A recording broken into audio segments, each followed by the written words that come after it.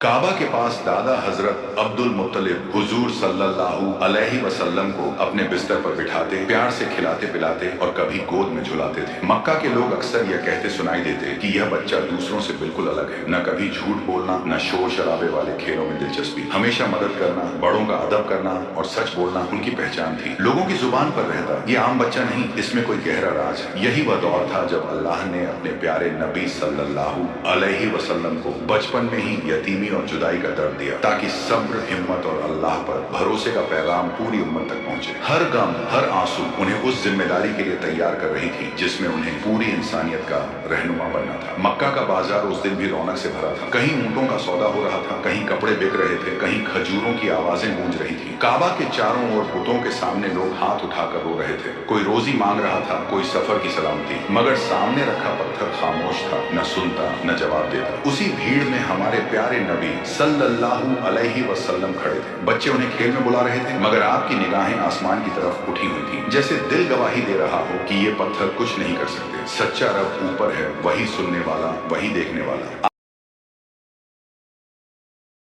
अल्लाह ही है जो हर आवाज को सुनता है। उसी दिन बाजार में एक यहूदी आलिम भी मौजूद था। लोगों में उसका बड़ा नाम था। कहा जाता था कि वह तौरात और पुरानी किताबों का गहरा इल्म रखता है। वह दूर खड़ा यह सब मंजर गौर से देख रहा था। उसने देखा कि जहां सारे बच्चे शोर मचा रहे हैं, वहीं एक बच्चा सबसे अलग खड़ा है। उसके दिल में सवाल उठा, ये बच्चा दूसरों से जुदा क्यों है? ये भूतों की तरफ क्यों नहीं देखता? इसकी निगाहें बार बार आसमान की ओर क्यों उठ जाती हैं? हैरानी से भरा वह धीरे धीरे पास आया और पीछे से देखने लगा। जैसे ही उसकी नजर आपके दोनों कंधों के बीच पड़ी, उसका चेहरा फीका पड़ गया। वहां मोहर ए नबूवत साफ नजर आ रही थी। उसके होंठ थरथराए और बड़बड़ाते हुए कहा, यही वह आखिरी नबी है, यही वह है जिसकी निशानियां हमारी किताबों में सदियों से लिखी है। लेकिन उसी पल उसके दिल में जलन की आग भड़क उठी। उसने सोचा, नबूवत तो हमारी कौम को मिलनी चाहिए थी, यह अरबों का बच्चा कैसे? शाम होते ही वह अपने साथियों के पास पहुंचा। कई यहूदी आलिम जमा हुए। उसने कहा, आज मैंने उसे देख लिया। उस बच्चे की पीठ पर नबूवत की मुहर है। वह बुतों को नहीं मानता, उसकी निगाहें सिर्फ आसमान की ओर उठती हैं। वही आखिरी नबी है। यह सुनते ही बाकी आलिमों के चेहरे पीले पड़ गए। एक ने तौरात की इबारत पढ़ते हुए कहा, यहाँ लिखा है, मैं उनके भाइयों में से तुम्हारे जैसा एक नबी उठाऊंगा। दूसरे ने कहा, भाइयों से मुराद बनी इजराइल के भाई हैं, यानी अरब, क्योंकि हजरत इस्माइल अलैहि सलाम और हजरत इसहाक अलैहि सलाम दोनों हजरत इब्राहिम अलैहि सलाम के बेटे थे। मतलब निशानी साफ तौर पर कुरैश की तरफ इशारा करती है, यानी तुमने जिस बच्चे को देखा वो वाकई आखिरी नबी है। अगर वह आखिरी नबी है तो हमारी कौम का इम्तियाज खत्म हो जाएगा। लोग उसकी तरफ दौड़ेंगे और हमें भूल जाएंगे। तीसरा गुस्से से बोला, नहीं, हम इसे कभी नहीं मानेंगे। यह अरबों में से है, हम इसकी बात कैसे मान सकते हैं?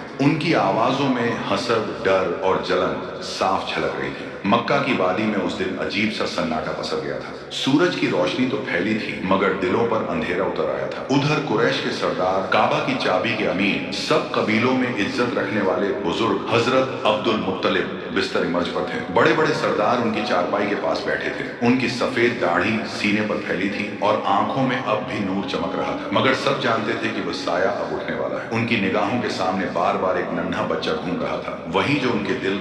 नबी पाक सल्लल्लाहु अलैहि वसल्लम दूसरे बच्चों की तरह खेलते तो थे, मगर बुतों के करीब कभी नहीं जाते थे। जब बाकी बच्चे बुतों के सामने खेलते, कभी उनकी पूजा की नकल करते, तो आप खामोशी से अलग हट जाते। एक दिन बीबी आमिना रहमतुल्लाह अलैहा ने देखा कि कुछ बच्चे काबा के पास खेल रहे हैं और अपने नन्हे हाथों से बुतों को छू रहे हैं, लेकिन मोहम्मद सल्लल्लाहु अलैहि वसल्लम थोड़ी दूर खड़े आसमान की ओर देख रहे थे। बीबी आमिना रहमतुल्लाह अलैहा ने हैरानी से पूछा, बेटा मोहम्मद, तुम उनके साथ क्यों नहीं खेलते? हुजूर सल्लल्लाहु अलैहि वसल्लम ने मासूम अंदाज में जवाब दिया, अम्मा, ये तो पत्थर हैं, न ये सुनते हैं न देखते हैं, मुझे इनमें कुछ भी नजर नहीं आता। ये सुनकर बीबी आमिना रहमतुल्लाह अलैहा की आंखें नम हो गई। उन्होंने बेटे को सीने से लगाया और उनके दिल में और पुख्ता यकीन बैठ गया कि यह बच्चा अल्लाह की तरफ से भेजी गई खास अमानत है।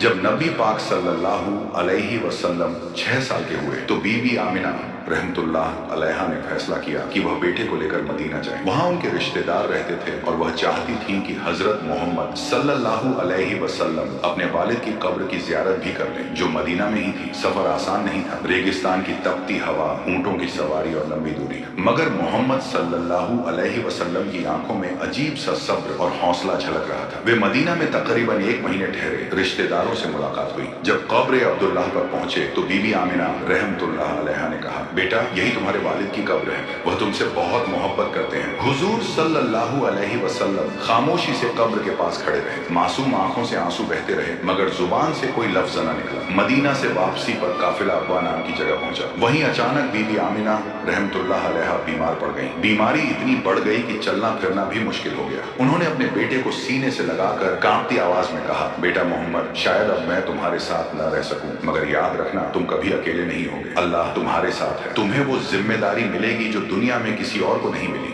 6 साल के हुजूर पाक सल्लल्लाहु अलैहि वसल्लम की आंखों से आंसू बह रहे थे लेकिन चेहरा सुकून में डूबा हुआ था। कुछ ही देर बाद बीबी आमिना रहमतुल्लाह अलैहा की रूह जन्नत की ओर परवाज कर गई। हुजूर सल्लल्लाहु अलैहि वसल्लम की आंखों से आंसू थम नहीं रहे थे। काफिले वालों ने उन्हें वापस मक्का पहुंचाकर दादा हजरत अब्दुल मुत्तलिब के हवाले कर दिया। जब हजरत अब्दुल मुत्तलिब को पता चला कि बहू बीबी आमिना रहमतुल्लाह अलैहा भी दुनिया से रुखसत हो गई है तो उनकी आंखें भी भर आईं। उन्होंने नन्हे मोहम्मद सल्लल्लाहु अलैहि वसल्लम को अपनी गोद में लिया और कहा, बेटा ये तुम्हारे रब की आजमाइश है, इससे कभी घबराना मत। तुम्हारा दादा जिंदा है और मुझे यकीन है कि तुम्हारा रब हर लम्हा तुम्हारा सहारा बनेगा। इसके बाद हजरत अब्दुल मुत्तलिब ने मोहम्मद सल्लल्लाहु अलैहि वसल्लम को अपनी जान से भी ज्यादा चाहना शुरू कर दिया। आगे की कहानी के लिए पार्ट 7 जरूर देखें।